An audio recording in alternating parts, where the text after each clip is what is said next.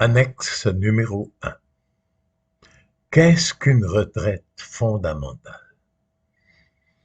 Fondamentale veut dire fondation, base, source, racine, essentielle, vitale. Notre foyer de charité, allumé dans la communauté Sainte-Marie, au Canapé Vert, en banlieue de Port-au-Prince, le 31 janvier 1973, jour du 300e anniversaire de la naissance de Saint-Louis-Marie Grignon de Montfort, a vécu sa première retraite fondamentale 3 mois plus tard. Si bien que la consécration à Jésus par Marie des 73 premiers retraitants a eu lieu exactement le samedi 28 avril, jour anniversaire de la mort, ou plutôt de l'anciellement de Saint-Louis-Marie Grignon de Montfort. Depuis, j'ai eu le bonheur de prêcher plus de 300 retraites fondamentales. Comment traduire par des mots ce que cela m'a donné l'occasion de vivre avec mon foyer? D'abord, elle est vraiment fondamentale, cette retraite caractéristique des foyers de charité, car elle relie entre elles de façon organique et vivante toutes les vérités de la foi catholique. Elle est un peu, pour notre temps, ce qu'était pour le Moyen Âge la somme théologique de saint Thomas d'Aquin, mais présentée sous forme de catéchèse, à partir de la vie courante, pour former des laïcs ardents à faire le bien et compétents pour le bien faire.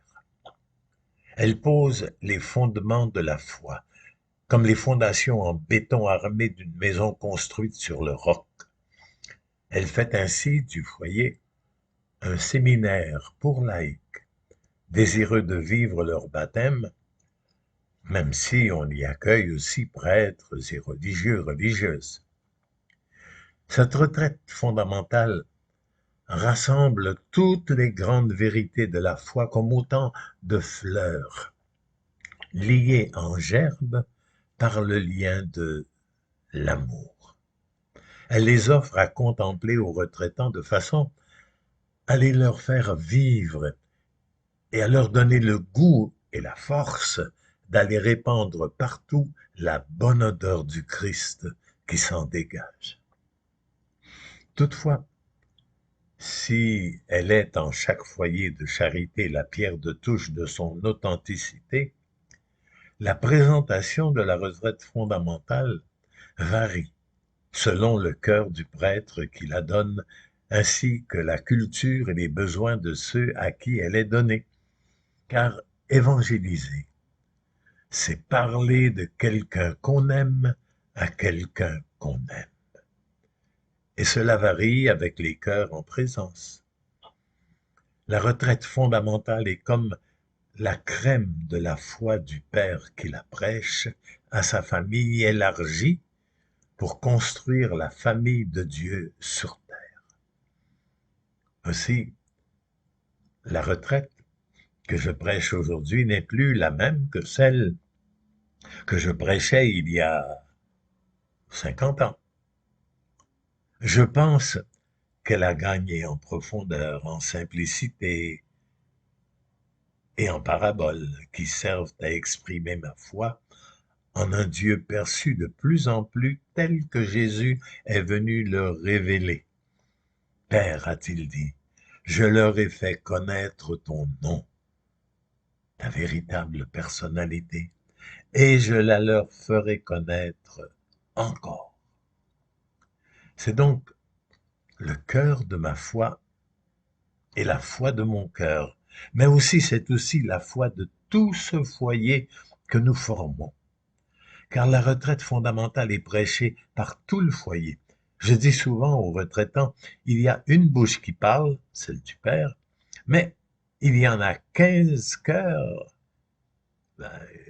selon le nombre des membres, il y a 15 cœurs qui passent dedans et s'expriment par elle. En effet, Toute la prière et le travail, les joies et les peines offerts par amour par chacun et chacune sont ce qui donne à la prédication le souffle qui vivifie les cœurs, les guérit et même les ressuscite.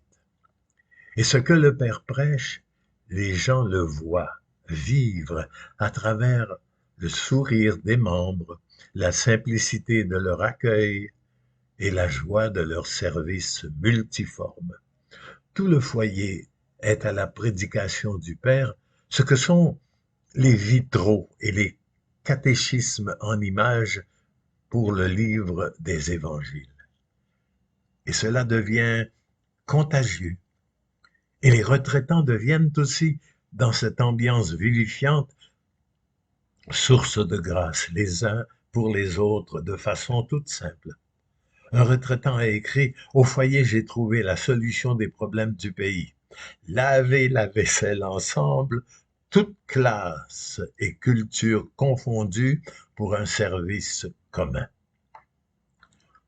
Sans compter que la soif des retraitants est elle-même source d'inspiration pour celui qui prêche. C'est comme ce qui arrive quand une maman allaite son enfant. Tant qu'il a soif et boit, la mère a du lait pour le nourrir, et elle ne manque pas non plus de lui en donner le goût, de solliciter l'enfant à boire. La soif disparue, la source se tarit. La retraite fondamentale vise à former des chrétiens catholiques authentiques. Cette œuvre d'éducation consiste à leur faire découvrir d'abord qui est Dieu, pour trouver ce qu'est l'homme qu'il a créé à son image ressemblante et arriver à voir comment bien user du pouvoir de choisir ce qui le rend vraiment libre, ce qui lui permet de devenir vraiment ce qu'il est. Cette retraite commence donc par déchirer les masques de Dieu.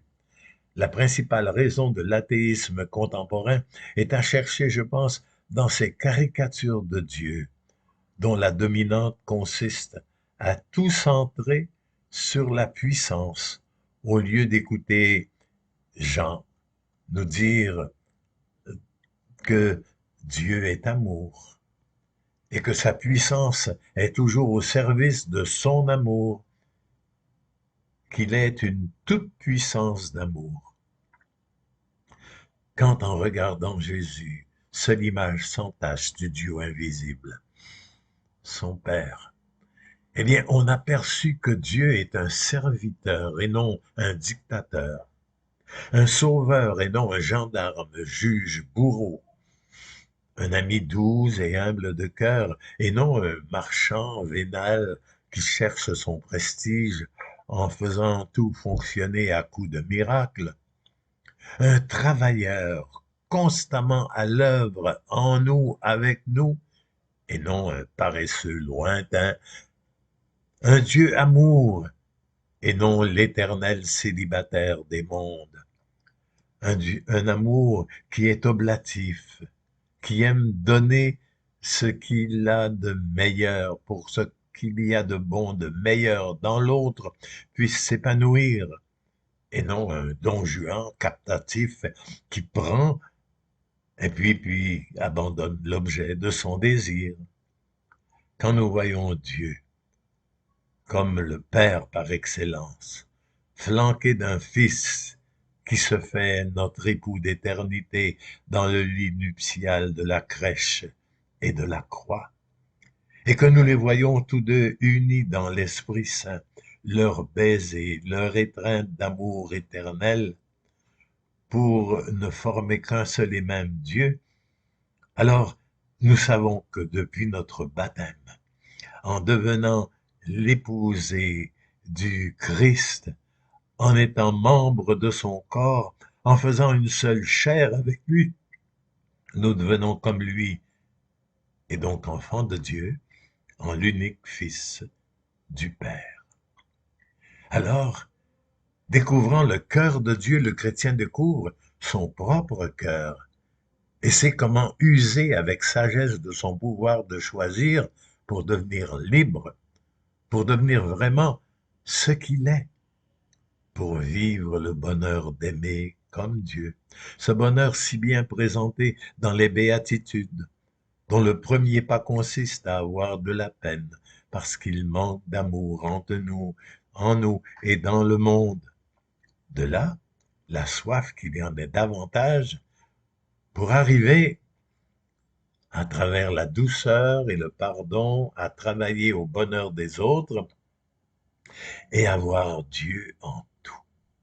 Alors, ayant trouvé le trésor du royaume de Dieu, on se fait pauvre, on se détache de tout ce qui pourrait faire perdre ce trésor, au risque d'être persécuté comme un fou qui compromet les valeurs du monde. Alors on voit que l'homme qui réussit sa vie est celui qui n'est qu'amour. Un amour toujours uni à la vérité, car, comme le disait le père Finet, l'amour sans la vérité pourrit le cœur, et la vérité sans l'amour le durcit. Il trouve dans la prière la façon de vivre un amour intime mais constant avec Dieu, un amour qui lui colle à la peau et au cœur. Dès lors, comme disait la bienheureuse, maintenant la sainte Élisabeth de la Trinité, croire qu'un être qui s'appelle l'amour habite en nous à tout instant du jour et de la nuit, et qu'il nous invite à vivre en communion avec lui, voilà, disait-elle, ce qui a fait de ma vie un ciel anticipé.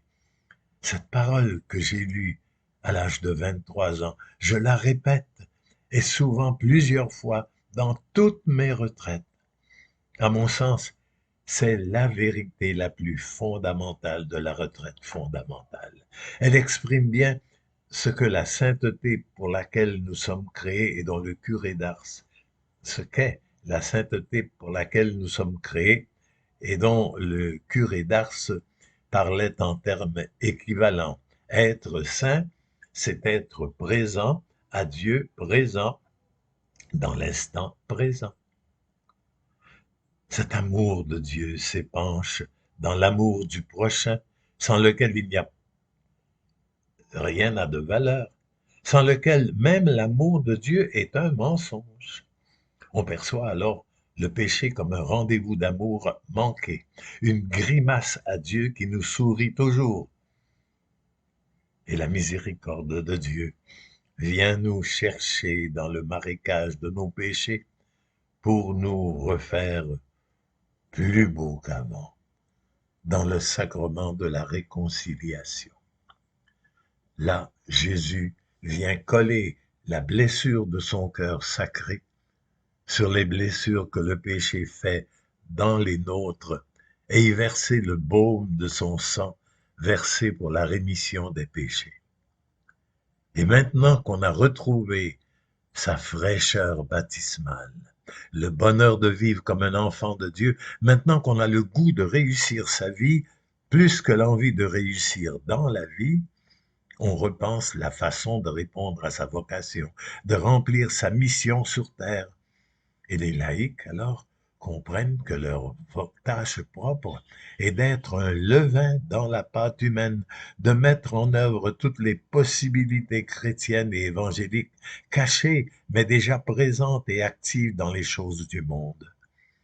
Pour cela, comme continuait à le dire le pape Paul VI, ils doivent être de plus en plus imprégnés d'évangile, responsables de ces réalités politiques, sociales, économiques, familiales, et clairement engagés en elles, compétents pour les promouvoir et conscients qu'il faut déployer leur pleine capacité chrétienne, souvent enfouie et asphyxiée.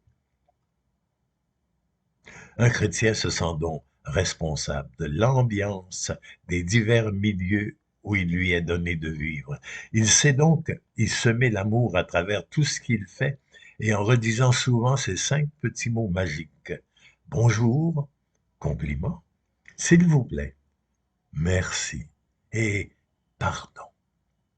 Puis, en gardant les yeux fixés sur Jésus qui lui crie son amour à travers son chemin de croix, il unit ses souffrances à celles du Christ, sachant, comme dit Marthe, que tout le monde souffre, mais que l'essentiel est de ne pas souffrir pour rien. En contemplant le corps blessé du Christ, le chrétien songe à l'Église, corps du Christ dont il est membre, et qui est blessé aussi par le péché qui cause toute la misère du monde. Il s'efforce d'aimer l'Église comme le Christ l'a aimée, et par amour pour elle, il complète ce qui manque dans sa chair à la passion du Christ. Dès lors, sachant que l'Eucharistie fait belle l'Église et qui fait bien l'Eucharistie, il s'attache à bien comprendre pour le mieux vivre ce qui est source et sommet de toute la vie chrétienne. Et en sortant de l'église où il vient de vivre un rendez-vous d'amour ineffable, d'entendre une parole d'amour qui l'émerveille, de participer au sacrifice qui le sauve et de communier à celui qui fait le bonheur du ciel, le chrétien sait que la messe n'est pas finie, comme on le dit encore trop souvent, mais qu'il doit la faire descendre dans la rue en la célébrant sur l'autel de son travail quotidien pour bâtir le monde et l'offrir à son Père avec Jésus. Vivant ainsi son sacerdoce royal, il sent de plus en plus la nécessité de refaire ses forces le plus souvent possible en communiant de tout cœur au corps et au sang du Christ. Au moins 50 personnes en moyenne communient chaque jour à chacune des 300 000 messes célébrées, sans cesse dans le monde entier, et forment ainsi une grande armée de 15 millions d'hommes et de femmes équipés des armes les plus puissantes, la vérité pour convaincre les esprits et l'amour pour conquérir les cœurs. Où trouve-t-on une armée aussi formidable? Alors pourquoi le monde ne change-t-il pas davantage et plus rapidement? Vivons-nous nos Eucharisties jusque dans la rue? Et comprenons-nous vraiment l'engagement de notre baptême en communion, de notre Amen en communion, l'engagement à devenir davantage le corps du Christ pour que Jésus puisse travailler à l'aise à travers nous. Enfin, tout ce renouvellement de notre vie baptismale est confié à la Vierge Marie. Elle a prié pour nous tout au long de la retraite vécue au Bain-Marie. Goutte à goutte, elle a fait couler dans nos cœurs ce qu'elle conservait et méditait dans le ciel.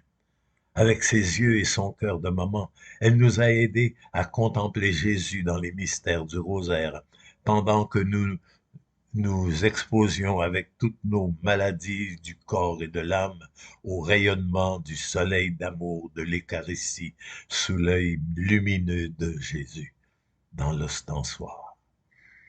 Marie n'est pas un écran, ni un filtre entre Dieu et nous. Elle n'est ni une téléphoniste, ni une belle-mère jalouse. Elle est tout simplement maman, la maman, qui nous pousse dans les bras et sur le cœur de Jésus en nous disant, quoi qu'il vous dise, faites-le. Et comme Jésus nous a dit, voici ta mère, nous la prenons comme telle en nous consacrant à Jésus par elle. Elle veillera bien à ce que nous ayons un air de famille. C'est sa spécialité, faire des Jésus. Quand vient l'heure de partir, chacun s'entend dire que comme la messe, la retraite n'est pas terminée. Il faut la faire descendre dans la rue. Allez vivre notre mission apostolique. Laissez Jésus continuer son œuvre de libération du monde à travers nous. Allez danser notre vie avec Jésus dans le grand bal de l'obéissance à sa volonté d'amour en toutes circonstances. Nous partons avec la conviction que rien de vraiment dommageable ne peut nous arriver, que la volonté de Dieu n'est pas le mal qui peut nous arriver, mais le bien que nous pouvons en tirer avec sa grâce et partager partout. Voilà en bref le contenu d'une retraite fondamentale. La note qui permet d'accorder nos violons à la harpe du cœur de Jésus. Et ces paroles arrivent à baigner les cœurs grâce au climat de silence, habité que s'emploie à faire régner tous les membres du foyer. Oui, en ce monde de bruit, le silence est une des grandes grâces de la retraite avec celle de la prière qui l'habite. Si au sortir de la maison, du foyer, on a simplement bien balayé son cœur par une bonne confession et bien rangé ses idées en prenant de bonnes notes, le malin peut quand même revenir en force, mais pas si tout notre être est consciemment habité à tout instant par cet être qui s'appelle l'amour et qui nous invite à vivre en communion avec lui. Tout ce qui appelle sur les retraitants les grâces de la retraite, ce sont en plus des enseignements donnés avec le cœur, tous ces petits actes humbles et cachés de chacun des membres. Et ce qui donne la force de les accomplir, surtout quand ils sont difficiles, c'est la contemplation des fruits de la retraite, à l'occasion des témoignages. C'est le fait de savoir que nous avons collaboré chacun à sa place, selon son charisme, à la réalisation de la mission du foyer. Chacun peut ainsi faire sienne cette parole d'un maçon qui taillait une pierre qu'on allait mettre bien haut dans la voûte et à qui on demandait ce qu'il faisait. Je bâtis une cathédrale. De même, le feu sacré de la vocation de chacun se nourrit de cette parole du prophète Daniel. Ceux qui ont enseigné la justice à un grand nombre resplendiront comme les étoiles, les vraies stars de Dieu pour l'éternité. Et de cette autre parole de saint Jacques, celui qui ramène un pécheur du chemin où il s'égarait se sauvera lui-même et couvrira une multitude de péchés. Pour finir, je tiens à ajouter que pour chaque membre du foyer, toute retraite commence, est donnée et se prolonge dans la joie, en disant au fond de son cœur, je suis venu pour qu'ils aient la vie et une vie qui déborde. Amen.